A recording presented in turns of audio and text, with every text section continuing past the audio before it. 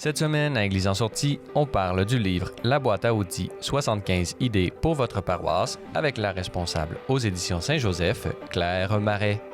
On vous présente un reportage sur la communauté autochtone catholique de Danak et on parle du 10e anniversaire de la canonisation du frère André avec le père Jomon Kaladandil.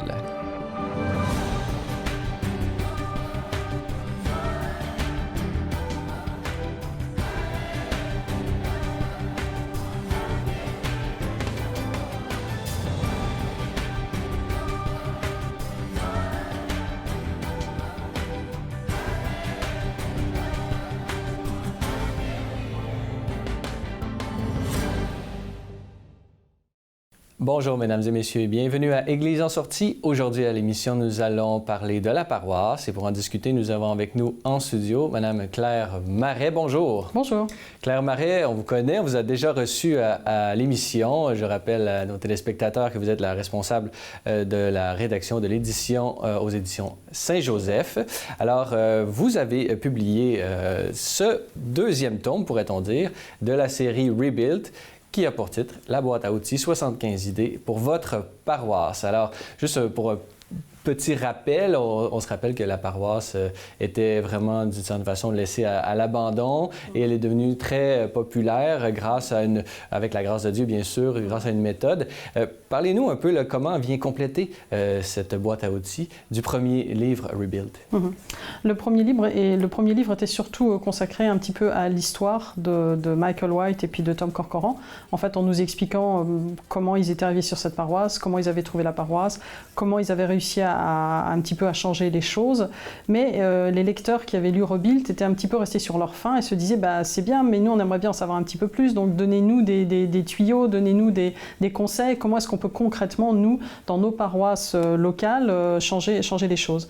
Donc d'où l'idée, donc vraiment une boîte à outils, donc on peut lire ce livre de la première à la dernière page, mais on peut aussi puiser, piocher un petit peu au hasard et prendre un chapitre qui nous intéresse plutôt qu'un autre. Ce sont des chapitres très courts, très simples, très concrets, avec des exemples de leur propre expérience. Donc c'est une grande richesse pour celui qui cherche un thème, si on veut travailler sur la musique ou sur les enfants ou sur les problématiques de dons, on pioche là où on veut. Justement, approfondir l'expérience vécue par d'autres, une expérience positive. J'aimerais qu'on le parcourt ensemble, peut-être pas les 75 expériences. Pouvez-vous nous parler du numéro 18? Regarde, ils ont même une Kid Zone. Qu'est-ce que c'est qu'une Kid Zone? Alors, une Kid Zone, comme son nom l'indique, c'est vraiment un lieu spécifique pour les enfants. Et ils ont vraiment fait beaucoup d'efforts sur la paroisse pour savoir accueillir les enfants, s'occuper d'eux, prendre soin d'eux. Et pour ça, il fallait trouver des noms spécifiques pour les tranches d'âge. Et ils ont vraiment réfléchi assez longtemps en se disant il faut trouver quelque chose qui clique avec les enfants, qui fasse qu'ils ont envie de venir et que ça corresponde vraiment à quelque chose pour nos enfants. Et les enfants ont réagi très positivement, c'est-à-dire que rien que le nom attire les enfants. Voilà, la Kid Zone attire les enfants. Puis après, pour les tranches d'âge, ils ont décliné ça en donnant des noms qui sont très, très attrayants et qui correspondent bien, je veux dire, à ce que sont les enfants d'aujourd'hui. Et donc, ça a eu beaucoup de succès à cause de ça. Donc, c'est tout simple à faire, mais il faut trouver des noms qui correspondent aux enfants qu'on a dans nos paroisses. Est-ce qu'il y a un lien aussi avec, on sait, le mur anti-bruit aussi, et là, il y a la question des enfants et du bruit. Est-ce que c'est lié à ça nécessairement? Non, pas forcément, parce que là, c'était vraiment l'accueil des enfants, donc soit pendant la messe ou dans d'autres activités où il fallait que les enfants s'identifient en fait aux noms et aux personnages qui étaient choisis pour pouvoir les accueillir. Et peut-être à leurs amis qui les attendent à chaque dimanche. Exactement. Exactement. 24e proposition. Vous souvenez-vous de tout l'argent économisé sur les habits sacerdotaux? Alors, même si l'Église doit être belle, même si on doit faire des efforts pour rendre les célébrations les plus belles possibles, ils attirent l'attention sur un point absolument fondamental, c'est que dans une Église, on doit avant tout bien entendre et bien entendre à la fois les lecteurs, le prêtre, les chants, enfin tout ce qui est sonore doit être d'une extrême qualité. Et il dit la première chose à faire dans une paroisse, si on veut attirer du monde, on a l'habitude partout où on va, quand on va dans une salle de spectacle, quand on va au concert, quand on sort même à l'extérieur écouter un concert même en pleine ville, on a l'habitude que ça soit extrêmement bien sonorisé. Si on arrive à l'église mais qu'on ne comprend rien à la lecture ou qu'on comprend rien à l'homélie, le son griche et tout simplement le paroissien lambda ou la personne qui découvre la paroisse dira je reviens pas là, je comprends rien, et il s'en ira. Donc pour lui c'est vraiment fondamental de se doter d'un système de son performant, moderne et correspondent aux normes d'aujourd'hui, en fait. Et pour se procurer ce système de son vraiment aux normes d'aujourd'hui, comme vous le dites, il faut savoir demander de l'argent. C'est la proposition 49. Voilà, tout à fait. Demander de l'argent. Ils ont cette réflexion en disant il faut alerter nos paroissiens sur la façon dont on donne et qu'est-ce qu'on donne. Alors, ils ont fait quelque chose d'assez original, moi je trouve, c'est que le prêtre et Tom Corcoran donnent l'exemple, eux-mêmes donnent, c'est-à-dire que clairement ils disent oui, nous aussi on donne notre part à la paroisse, on verse notre dîme à la paroisse, parce qu'on est aussi concerné par tout ce qui se passe. C'est pas parce qu'on est bénévole, c'est pas parce que c'est le lieu où on donne du temps qu'on ne doit pas donner d'argent. Donc ils font bien la distinction entre les deux, ça c'était la première chose. La deuxième chose aussi, ça a été de dire aujourd'hui, est-ce que vous avez de l'argent dans vos poches pour la donner à la quête? La plupart des gens, en fait, ont souvent des portefeuilles vides. C'est assez rare maintenant, notamment la jeune génération. Ils ont des portefeuilles vides. Donc, du coup, quand arrive le moment de la quête, ils n'ont rien à donner. Donc, il faut s'adapter, là aussi, aux moyens modernes de donner. Ils ont mis des bornes dans le fond de la paroisse, enfin, dans le fond de l'église, pardon, dans le fond de l'église, où, en arrivant, en repartant, au moment où c'est le plus opportun pour nous, on arrive, on peut payer avec notre carte de débit, notre carte de crédit, la somme que l'on veut. Mais c'est quelque chose qui est simple et qui correspond là aussi aux normes d'aujourd'hui, puisqu'on a très peu d'argent liquide sur nous. Et c'est plus facile à calculer. Et c'est plus facile à calculer, voilà. Bon, puis il y a aussi des choses beaucoup plus classiques comme les virements à la quinzaine ou au mois qu'on peut faire. Mais c'est surtout rendre là avec ces bonnes interactives, bah, c'est facile, on arrive et on peut tout de suite donner, on passe sa carte et c'est fait. Et les curés pourraient être surpris vraiment des résultats à ce niveau-là. Oui, je pense, oui. Parlez-nous, ne soyez pas fâchés quand les mauvais éléments s'en vont et son corollaire, ne soyez pas surpris quand les bons éléments s'en vont aussi. Alors là aussi, ils ont été un petit peu surpris. De voir que plus ils avançaient et ils ont eu des mauvaises surprises, c'est-à-dire des gens auxquels vraiment ils étaient attachés, qui étaient parfois même des amis, eh bien ces personnes s'en allaient. Alors pourquoi ils s'en allaient? Ils s'en allaient pour plusieurs raisons. Peut-être parce qu'ils avaient trop souffert sur la paroisse, ils avaient vécu trop de choses difficiles sur la paroisse et au moment où ça commençait à aller bien, mais ils n'en pouvaient plus. Et en fait, ils ont lâché parce que s'ils avaient vécu des choses vraiment difficiles et ils préféraient en fait retrouver un milieu peut-être plus facile à vivre pour eux. Et puis à l'inverse, parfois il y a des gens grincheux qui sont là et ces personnes, à force d'être tout le temps en résistance par rapport au curé, mais ces personnes-là aussi finissent par partir. Alors c'est aussi triste parce que souvent c'est des vieux paroissiens qui sont là depuis longtemps, qui parfois même étaient des fondateurs ou des donateurs qui étaient vraiment importants pour la paroisse, mais qui ne se retrouvent plus dans cette paroisse-là. Alors oui, il faut partir, mais il faut accepter de les voir partir. Ça ne veut pas dire que ce sont de mauvaises personnes ou qu'il y a des mauvais choix qui ont été faits, mais c'est une conséquence tout à fait naturelle de la vie d'une organisation. En fait. Il y a un détachement à vivre de part et d'autre. De part et d'autre, exactement. Il y a vraiment une très belle qui touche vraiment la joie de l'Évangile que le pape François vraiment souligne vraiment à grands traits.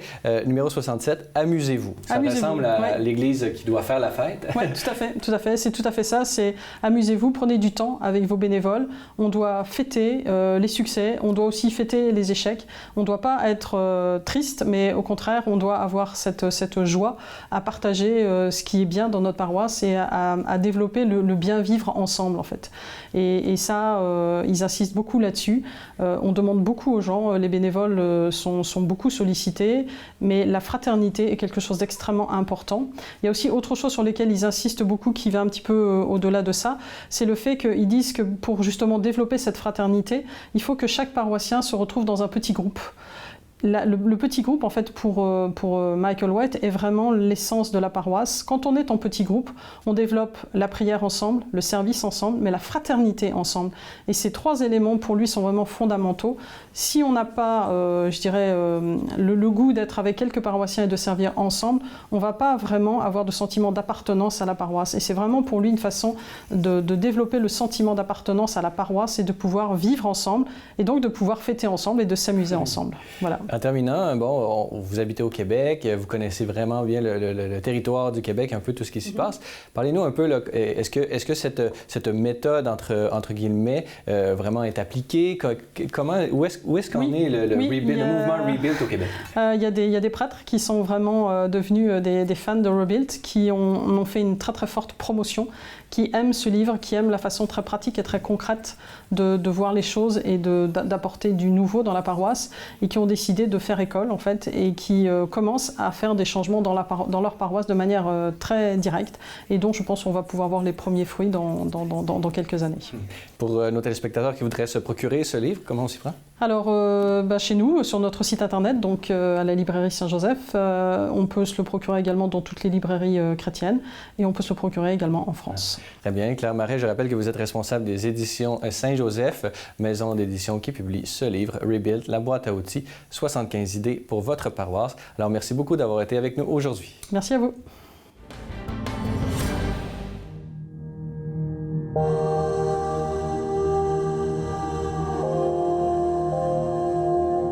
Daniel Génolette, je suis directeur général au Conseil des Abénakis à Odanak. On parle de la présence des Abénakis et des Sokoki ici à Odanak depuis 1660. Donc, on peut penser qu'il y a eu des missionnaires qui sont venus, il y a eu des contacts avec ces premiers membres-là. Mais en 1700, officiellement, la mission a été établie ici à Odanak. Donc, depuis 1700 qu'on est en contact avec l'Église catholique, avec les Jésuites, puis par la suite les prêtres catholiques.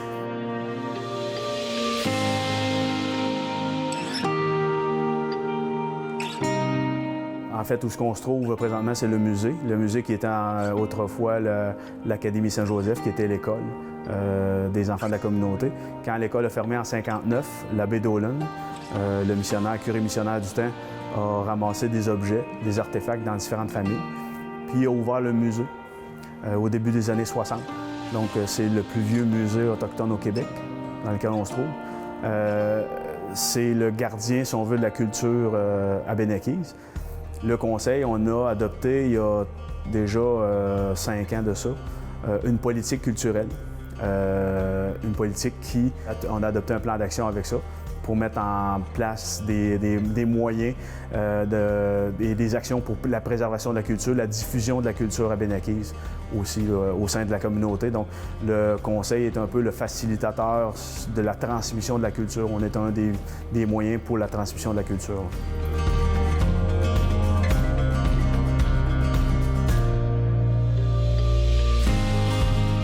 J'avais 6 ans jusqu'à 14 ans, j'ai servi la messe. J'ai été aussi pensionnaire 5 ans au séminaire Saint-Joseph, donc j'ai été actif dans mon jeune âge là, au niveau de l'Église catholique. J'ai un petit peu écarté mon chemin de l'Église pendant ma période adulte, quand je me suis marié puis quand je me suis mis sur le marché du travail.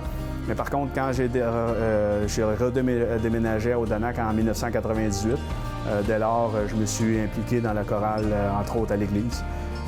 Dans les grandes célébrations et dans les grandes messes. Je manque pas une messe du Power, donc je participe dans la chorale à la messe du Power, la messe de minuit, les messes de Pâques et dans les autres grandes célébrations aussi, dans l'année aussi, dans les funérailles. Donc je suis impliqué au niveau de la chorale, puis en fin de semaine, je contribue aussi. Je suis dans la chorale du Bas-Saint-François. On fait 2 concerts de Noël pour les profits vont au bénéfice de l'Église, pour chauffer l'Église. Donc, je suis impliqué à ma manière au niveau de l'Église en participant à la chorale.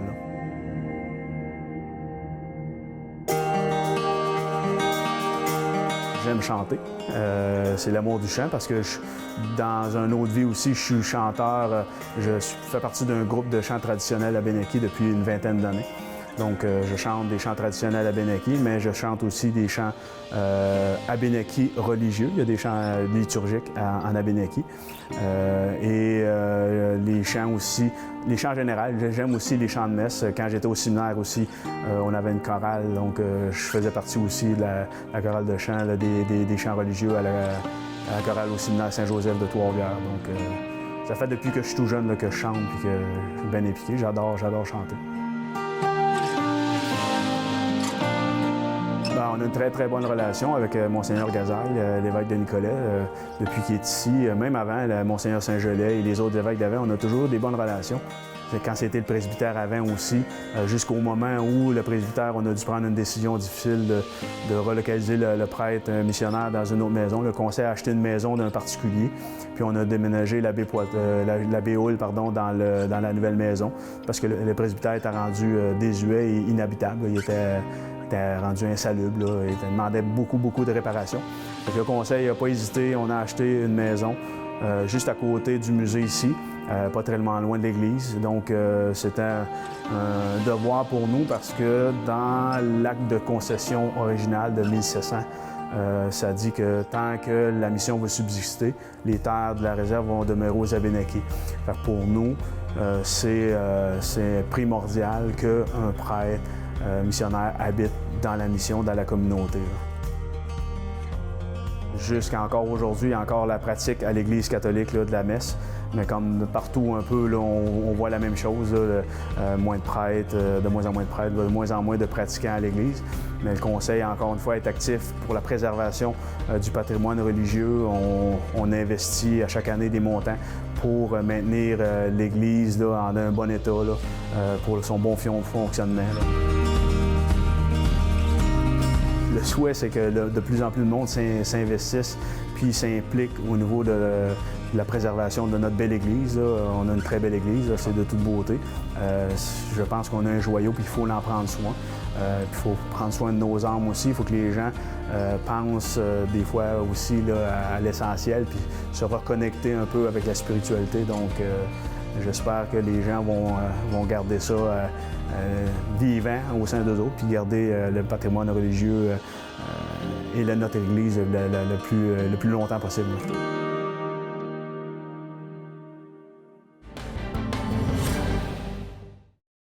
Dans cette troisième partie d'émission, nous allons discuter du Saint-Frère André. Pour nous en parler, nous avons avec nous en studio le Père Jomon Kaladandil. Bonjour. Bonjour.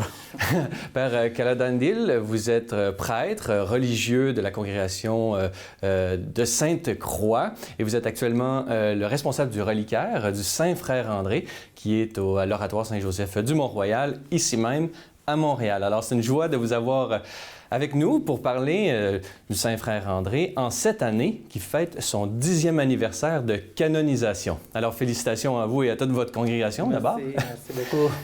Avant qu'on rentre dans les activités de cette année, parlez-nous un peu du Saint-Frère André, si vous pouviez nous faire un résumé biographique. Là, qui était Saint-Frère André? Alfred était son nom à sa naissance. Il est né à Mont-Saint-Grégoire d'Iberville. C'est un peu près de Montréal, 75 km de Montréal. Il est né, ses parents étaient Clotilde Foissy et Isaac Bessette. Quand il était né, il était très malade. Il presque mourait. Alors donc, il a reçu le baptême d'urgence. Et puis, comme il était pauvre, sa famille était pauvre, son père aussi est mort à l'âge de 10 ans. Sa mère est décédée à l'âge de 12 ans. Il s'est déplacé de Mont-Saint-Grégoire, il est allé à Farnham, à un autre village. Et ensuite, de là, il est allé à Saint-Césaire. Et à l'âge de 20 ans, il a dû quitter le Canada pour chercher un travail aux États-Unis. Il est allé aux États-Unis, il s'est promené Massachusetts, New Hampshire, à plusieurs endroits.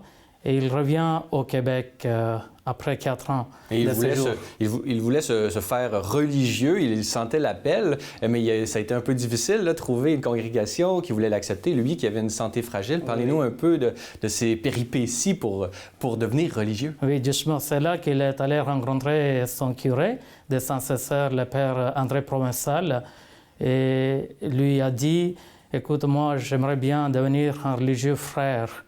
Mais les portes étaient fermées pour lui. Plusieurs portes étaient fermées parce qu'il avait une santé très faible. Alors, mais le curé a aidé Alfred en écrivant une lettre au supérieur de la congrégation de Sainte-Croix.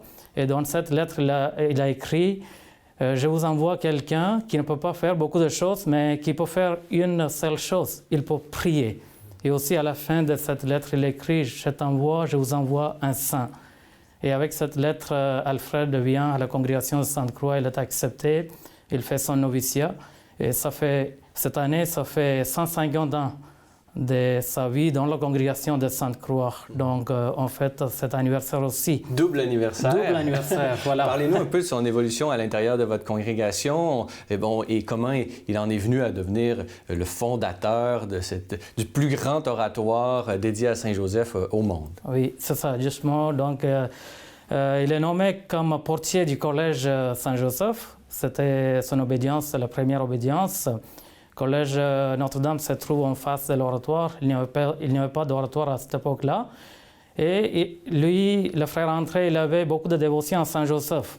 Il ouvrait la porte, il fermait la porte pour les gens qui entraient par cette porte, pour les élèves, pour les institutrices et puis pour les parents et tout le monde. Et il parlait avec eux et il les invitait à aller prier dans la chapelle au collège. Alors certains qui sont allés prier avec lui et certains élèves qui ont reçu des faveurs de Dieu par la prière du frère André. Alors déjà ça a commencé, le miracle, la faveur de Dieu commençait par la prière du frère André. Et ensuite son désir, c'était construire une chapelle pour Saint-Joseph, en l'honneur de Saint-Joseph, parce qu'il priait toujours par l'intercession de Saint-Joseph. Et il disait ça à tout le monde. Et à la fin, il a reçu la permission de construire une chapelle. Et c'est là qu'on a commencé. La petite chapelle est toujours là. Avec ses amis, il a construit cette chapelle. Et ensuite, il y avait beaucoup de monde. Les gens venaient de partout rencontrer le frère André. Il accueillait tous. Et puis, il y avait beaucoup de gens dehors quand il y avait une célébration à la messe. Pendant l'hiver, c'est très froid, il fait froid. Alors, donc, le peuple fidèle, ils sont demandés pour avoir une grosse église. C'est là le projet est venu construire l'oratoire, le gros oratoire, le plus grand oratoire dédié à Saint-Joseph dans le monde entier. Et donc, c'est cette réputation de thaumaturge, puisqu'il il exerçait par intercession de Saint-Joseph de nombreux miracles, de nombreuses guérisons. Ils ont été des millions à venir à l'oratoire.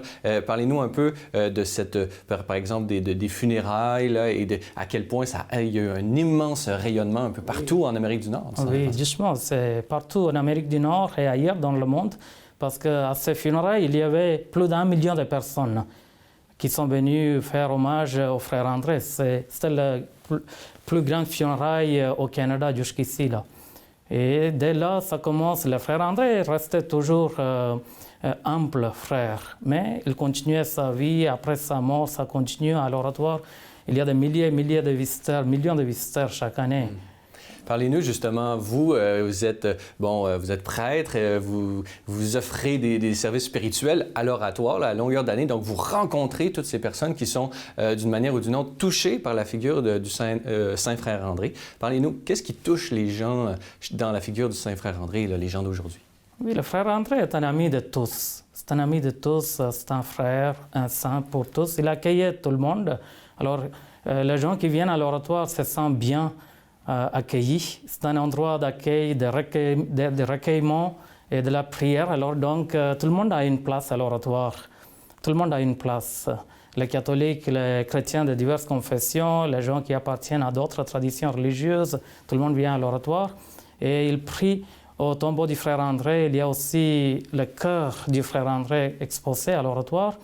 Et quand les gens prient avec beaucoup de dévotion et quand ils s'assistent à la messe et à d'autres célébrations religieuses, ils reçoivent des faveurs de Dieu par l'intercession de Saint Frère André et de Saint Joseph. Quand on rentre, justement, on peut voir les béquilles et tout ça. Là. Oui, Donc, il y a beaucoup de miracles qui s'opèrent de conversion et même justement de guérison qui s'opèrent encore aujourd'hui à l'oratoire Saint-Joseph. En cette année du 10e anniversaire de la canonisation de Saint Frère André, dites-nous un peu quelles sont les différentes activités qui sont organisées à l'oratoire et peut-être si vous pouviez nous donner quelques, nouvelles, puisqu'il y a des grandes transformations et des grands travaux là, cette année encore. Parlez-nous un peu où en sont les travaux et quelles sont les activités organisées en cette année du 10e anniversaire de canonisation. Il y a beaucoup d'activités organisées en cette année, surtout pour promouvoir le culte et la dévotion à Frère André, ça c'est sûr. On vient de fêter, le 7 janvier, on vient de fêter la fête liturgique du Saint Frère André. Il y avait beaucoup de monde à la célébration spéciale avec les PCMR, les petits chanteurs du Mont-Royal, et puis une messe bilingue. Et ça continue de là, ça continue tout au long de l'an. On a des célébrations prévues, surtout au mois d'août, c'est le mois de Frère André parce que c'est le mois de sa naissance. Alors le 9 août, on va avoir une grosse célébration à l'oratoire. Et on fait aussi des célébrations de musique, concerts d'orgue, expositions au musée de l'oratoire. Et puis on fait un pèlerinage à Mont-Saint-Grégoire, c'est le lieu de naissance de Saint Frère André. Et aussi, il y a une conférence internationale prévue pour les religieux de Sainte-Croix en provenance de plusieurs pays dans le monde. Et on va mettre l'accent sur l'héritage du Saint-Frère André. Et bien sûr, il y a beaucoup de travaux, comme tu viens de le dire là. Il y a beaucoup de travaux, c'est un gros travaux là. Ça va prendre au moins un an et demi pour terminer ces travaux, mais il y a 3 pavillons qui s'établissent pour entrer facilement à l'oratoire, pour donner un accès plus facile à l'oratoire. Pas obligé de monter les marches à genoux, on peut y aller par d'autres moyens. Voilà, c'est sûr, mais aussi on va garder les marches pour les pèlerins qui veulent monter à genoux.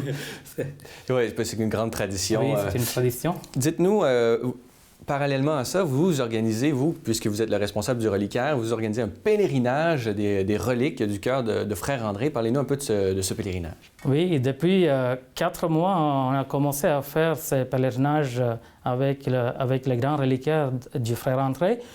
Et je pense qu'environ 20 000 personnes ont vénéré les reliques du Frère André depuis 4 mois. On est allé à plusieurs endroits au Québec, en Ontario. Ailleurs, cette semaine, je vais aux États-Unis.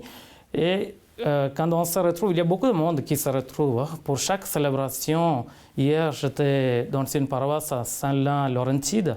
Il y avait beaucoup de monde. À chaque endroit, il y a beaucoup de monde. Et puis, il prie, on voit la présence de Dieu dans une célébration avec le Frère André. Ça, c'est intéressant. Ça touche le cœur des gens. Quand on fait une célébration avec les reliques du Frère André, on peut sentir la présence de Dieu. Et puis, plusieurs personnes qui viennent nous dire qu'ils sont reçus des faveurs par l'intercession du Frère André. C'est un dialogue de cœur à cœur, corps à corps, loquitur, comme dit la formule latine. Je sais qu'il reste quelques espaces dans votre agenda annuel pour ces reliques, pour un pèlerinage ou des communautés qui voudraient accueillir votre présence et celle du cœur de Frère André. Si on veut vous faire venir dans notre communauté, comment on s'y prend? On peut simplement contacter l'oratoire ou vous pouvez me contacter et puis on va donner les détails, on va fixer une date et on va y aller parce que l'objectif c'est aussi aller vers la périphérie, comme l'a dit le pape François. C'est sortir de l'oratoire, c'est aller vers les gens, aller vers les élèves, aller vers la famille, vers les paroisses, dans la grande ville et dans le petit village, partout. Le Frère André sera accueilli et il y a des demandes de partout, des écoles, des paroisses, des foyers, des personnes âgées, et puis, oui, donc partout, des familles, oui. Très bien. Alors, c'est ce qu'on vous souhaite pour cette année qui souligne le 10e anniversaire de la canonisation de Saint-Frère André. Alors, Père Djomon Kaladandil, je rappelle à nos téléspectateurs que vous êtes responsable du reliquaire de Saint-Frère André à l'Oratoire Saint-Joseph du Mont-Royal, ici même à Mont-Royal, et vous êtes prêtre et religieux de la congrégation de Sainte-Croix. Alors, merci beaucoup d'avoir été avec nous. Merci beaucoup à vous aussi. Voilà, c'est tout pour aujourd'hui. N'hésitez pas, si vous avez des questions ou commentaires, vous pouvez m'écrire à l'adresse qui apparaît à l'écran. Revenez-nous la semaine prochaine pour un autre épisode d'Église en sortie.